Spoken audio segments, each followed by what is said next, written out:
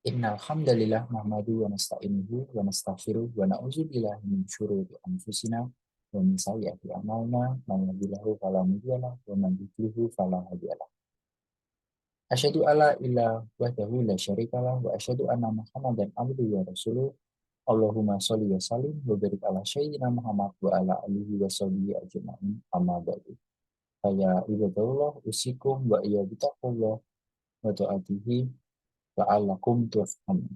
Segala puji bagi Allah, Rabb semesta alam atas limpahan nikmat dan karunia-Nya sehingga kita semua dimudahkan untuk bisa melaksanakan sholat Jumat berjamaah di masjid yang insya Allah dirahmati dan diberkahi oleh Allah Subhanahu Wa Taala.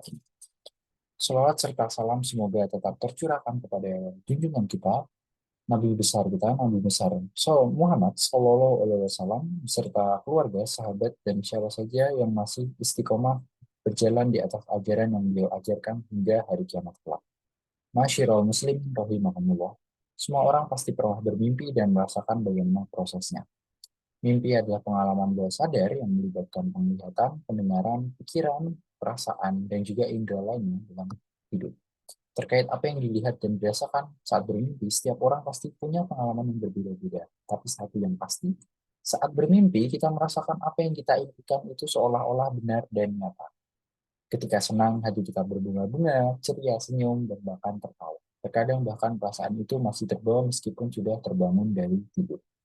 Begitu juga ketika kita bermimpi tentang sesuatu yang menyedihkan, seluruh tubuh itu serasa ikut sedih, tak ada gairah, atau bahkan air mata yang kadang keluar tanpa kita sadari. Bayangan-bayangan buruk dalam mimpi itu juga seolah terbawa ke dalam alam nyata dan sedikit mempengaruhi kondisi psikologis kita. Pertanyaannya adalah, apakah yang membedakan antara dunia mimpi dengan kenyataan pada saat kita merasakannya? Dan kapan kita sadar kalau apa yang barusan kita rasakan hanyalah mimpi belaka? Jawabannya adalah saat kita bangun dari tidur. Ketika itu, kita baru bisa membedakan mana yang mimpi dan mana yang kenyataan. Masyarakat muslimin rahimahumullah. Begitulah kehidupan di dunia ini dinisbatkan kepada kehidupan akhirat, kata Imam Al-Ghazali dalam kitab Al-Munqidh min Ad-Dalal.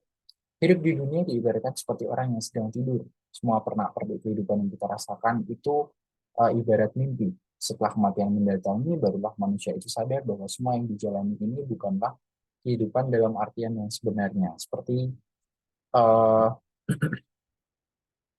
mimpi saja gitu. Allah Subhanahu wa taala bahkan berfirman dalam Quran surat Qaf ayat 22 itu laqad kunta fi ghaflatin min hadza fakashafna anka bika atafabasarikal yauma hadir.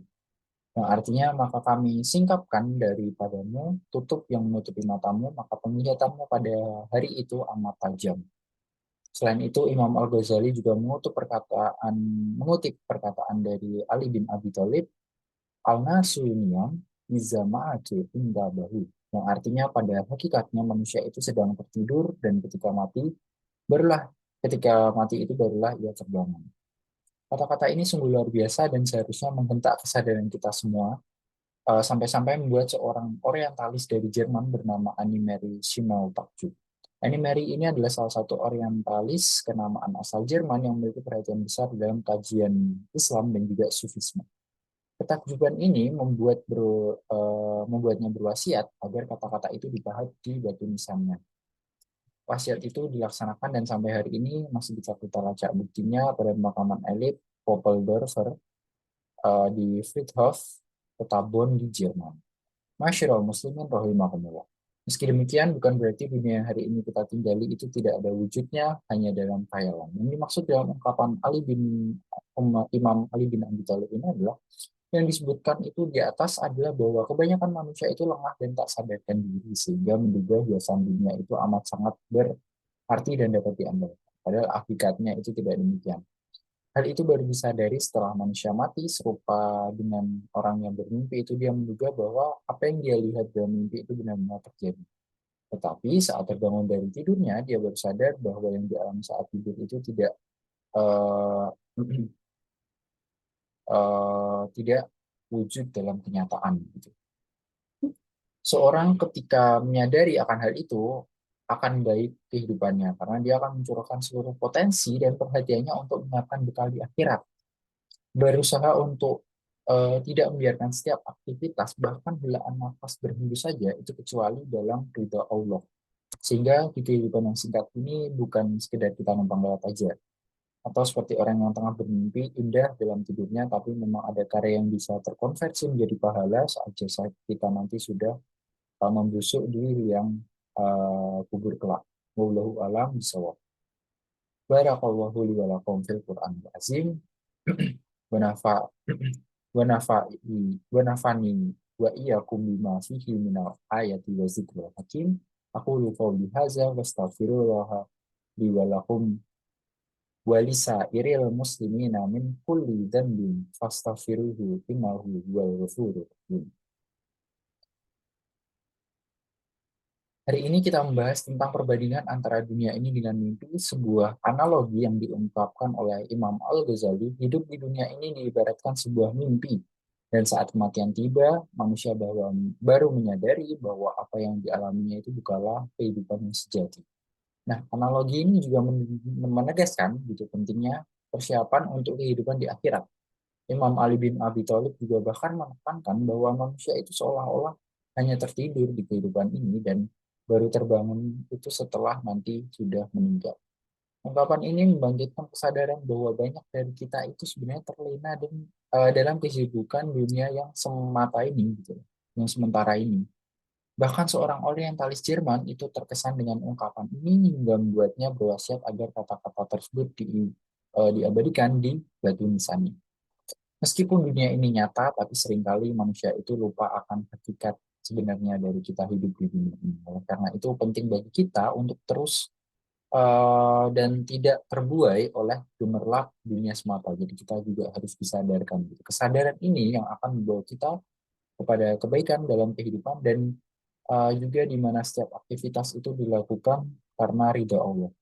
Umur yang kita miliki ini disebut dengan imarah atau imarah yang artinya membangun.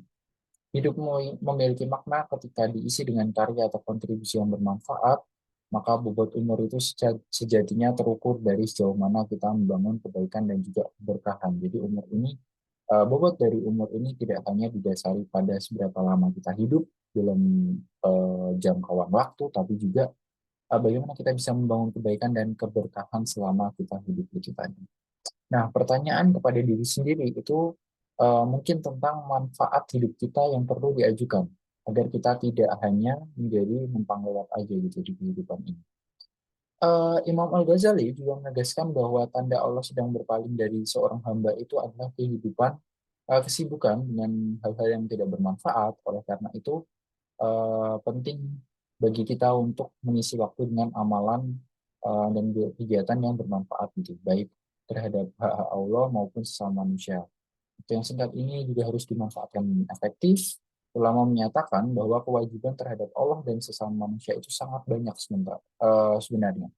Sementara waktunya itu hanya terbatas. Nah, salah satu cara efektif itu adalah dengan mengumpulkan amal jariah, yang mana pahalanya itu akan terus mengalir meskipun umur kita telah habis. Nah, dengan demikian maka isi kehidupan ini itu dapat kita isi dengan karya-karya yang bisa menjadi bekal kehidupan setelah kita mati, setelah kita meninggal nanti bahkan.